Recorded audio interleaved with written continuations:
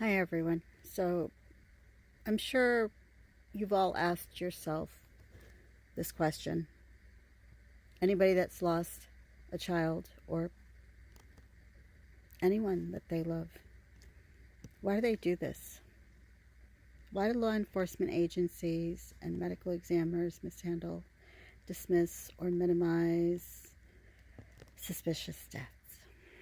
Why do they close cases prematurely, ignore evidence, make families fight for answers? This doesn't make any sense. They do it because it's easier. Easier to protect their image than to face their failures. So they care more about their image, really, than telling you the truth. So a solved case, even if it's wrongly labeled, a self-inflicting, looks better in statistics than an open homicide. So the sheriff's, police department, law enforcement departments, and medical examiners, districts want clean numbers. They want short workloads. Imagine getting all that money you get paid and you want a short workload.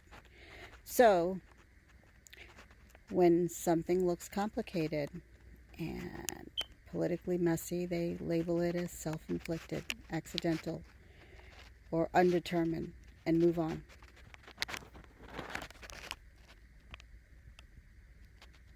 How would they feel if that was their family member? Would they be okay with that? So, every self-inflicting means one less than if someone else did this to you in the books. If someone else inflicted harm on you. So it makes it one less. So one less clearance failure and a nicer annual report. So let me give you an example of something I read yesterday. Escambia County claiming that the crime is down by 53% this year. Let me tell you how that happens. That's called redefining. It's not called solving.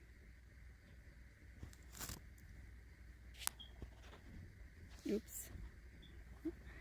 That is lipstick. I'm just really overwhelmed at all of this. So they'd rather avoid answering questions and things. So if they admit that a case was mishandled, so they don't want to be liable for it now. So if they admit that a case was mishandled, then they open, they open themselves up to lawsuits, misconducts, probes, civil rights claims. So they circle the wagon, deputies, supervisors, medical examiners, all backing the same story, rather than risk exposure.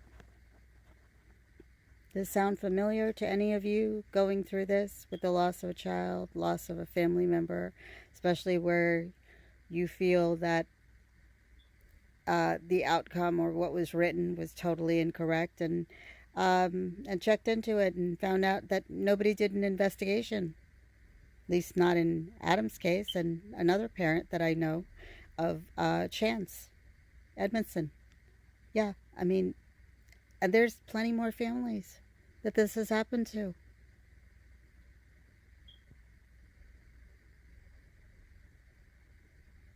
So they would rather not be liable. That's really all it is.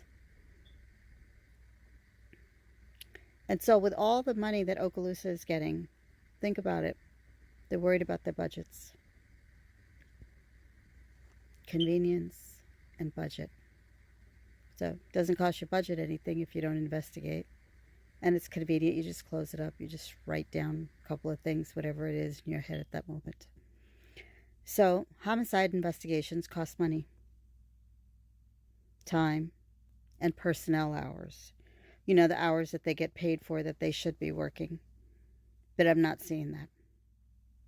I'm seeing a whole lot of hanging out. That's what I'm seeing.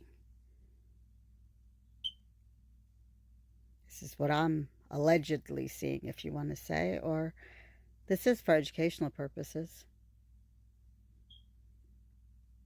and informative purposes. You can take with it and you can go ahead and double check it yourself. Okay, so I give you facts. I don't have time for any other nonsense. So like I said, they cost money. You have to pay people, you know, the same paychecks that they're getting paid for. Somebody needs to check to make sure that they're doing their work. So self-inflicting takes one report and a phone call. A homicide scene. Well, processing lab, work, overtime, evidence handling, interviews, press questions. You know, like actual testing. Yeah. And actual reporting and actual work. Wow. Investigating. Yeah, that kind of thing. So they pick the route that's fastest, which is no investigating, and least expensive, because if you didn't investigate, you didn't spend any money on anything. Even though this is not right. So let's talk about the indifference. So in many of the counties, there's a toxic mix of arrogance and apathy. If the victim wasn't rich, powerful, or one of their own, the case doesn't matter. So families like mine wind up doing the investigating.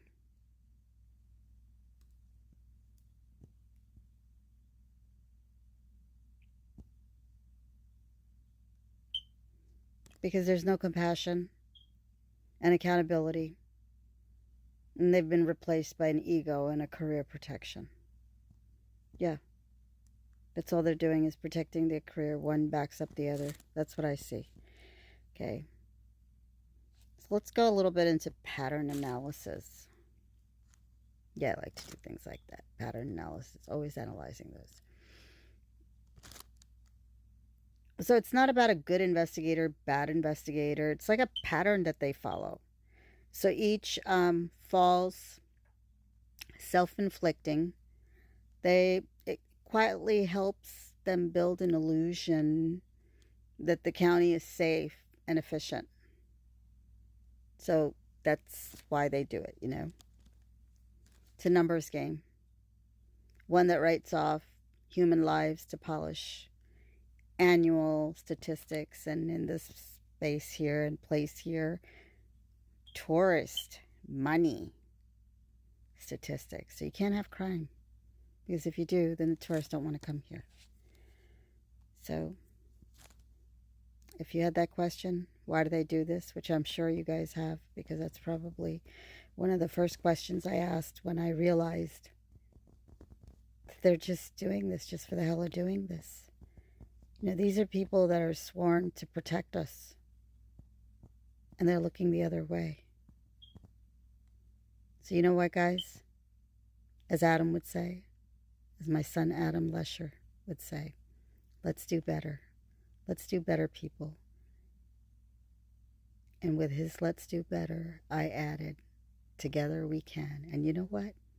Yes, all of you and me together, we can. Let's do this.